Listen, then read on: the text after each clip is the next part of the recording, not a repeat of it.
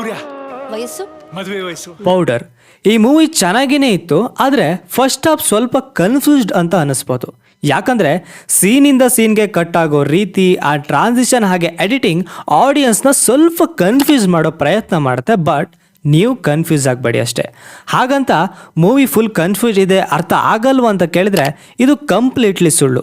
ನಿಮಗೆ ಫಸ್ಟ್ ಹಾಫ್ನಲ್ಲಿ ಅರ್ಥ ಆಗ್ತಿಲ್ಲ ಅಂತ ಅನಿಸಿದ್ರು ಸೆಕೆಂಡ್ ಹಾಫ್ ಅಂತೂ ನಿಮಗೆ ಅರ್ಥ ಮಾಡಿಸುತ್ತೆ. So don't worry. ನಿಮಗೆಲ್ಲ ಗೊತ್ತೇ ಇರುತ್ತೆ ಇಲ್ಲಿ ಇವರು ಯಾವ ಪೌಡರ್ ಬಗ್ಗೆ ಹೇಳ್ತಿದ್ದಾರೆ ಅಂತ. ನಿಮ್ಮ ಯೋಚನೆ ಕೂಡ ಸರಿಯಾಗಿಯೇ ಇದೆ. ಹಾಗಂತ ಇವರು ಬಾಯಿ ಬಿಟ್ಟು ಇದು ಇಂಥದ್ದೇ ಪೌಡರ್ ಅಂತ ಹೇಳ್ದೇನೆ ಅದು ಯಾವ ಪೌಡರ್ ಅಂತ ಅರ್ಥ ಮಾಡಿಸ್ತಾರೆ. ಕತೆನ ಹೀಗೂ ಹೇಳ್ಬೋದು ಅಂತ ತಿಳಿಸ್ಕೊಡ್ತಾರೆ.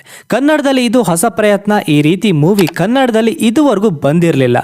ಒಂದು ಹಾರ್ಶ್ ರಿಯಾಲಿಟಿನ ಈ ರೀತಿ ಕಾಮಿಡಿಯಾಗಿ ಜನರಿಗೆ ಅರ್ಥ ಮಾಡಿಸ್ಬೋದು ಅಂತ ಚಿತ್ರತಂಡ ತಿಳಿಸ್ಕೊಟ್ಟಿದೆ.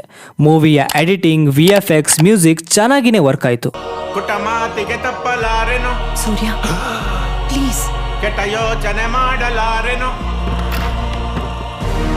ಮೂವಿನ ಒನ್ ಲೈನ್ ಸ್ಟೋರಿ ಏನು ಅಂದರೆ, ಚೈನಾದಿಂದ ಇಂಡಿಯಾಗೆ ಬಂದ ಪೌಡರ್ ಮಿಸ್ ಮ್ಯಾಚ್ ಆಗಿ ಒಂದು ಸೂಪರ್ ಮಾರ್ಕೆಟ್ಗೆ ಹೋಗುತ್ತೆ. ಅಲ್ಲಿಂದ ಅದರ ಕತೆ ವ್ಯತೆ ಏನು ಅಂತ ನೀವು ತಿಳ್ಕೋಬೇಕು ಅಷ್ಟೆ. ಮೂವಿಲಿ ಬರೋ ಕಾಮಿಡಿ ಸೀನ್ಸ್ ನಿಮಗೆ ಎಲ್ಲೂ ಬೋರ್ ಆಗ್ತಿದೆ ಅಂತ ಫೀಲ್ ಕೊಡಲ್ಲ. ದಿಗಂತ್ ಸೂರ್ಯ ಆಗಿ ಎಂಟ್ರಿ ಕೊಟ್ರೆ, ಧನ್ಯ ನಿತ್ಯ ಆಗಿ, ರಂಗಾಯಣ ರಘು ಅಣ್ಣಾಚಿ ಆಗಿ, ಅನಿರುದ್ಧ್ ಕರ್ಣನ್ ಶರ್ಮಿಳಾ ಮೇಕಪ್ ಮಲ್ಲಿಕಾ ಆಗಿ, ರವಿಶಂಕರ್ ವರ್ಜಿನ್ ಪವನ್ ಆಗಿ, ನಾಗಭೂಷಣ್ ಡಾಕ್ಟರ್ ಹೂ ಆಗಿ ಸ್ಕ್ರೀನ್ ಮೇಲೆ ಮಿಂಚಿ ಆಡಿಯನ್ಸ್ನ ನಗಿಸ್ತಾರೆ.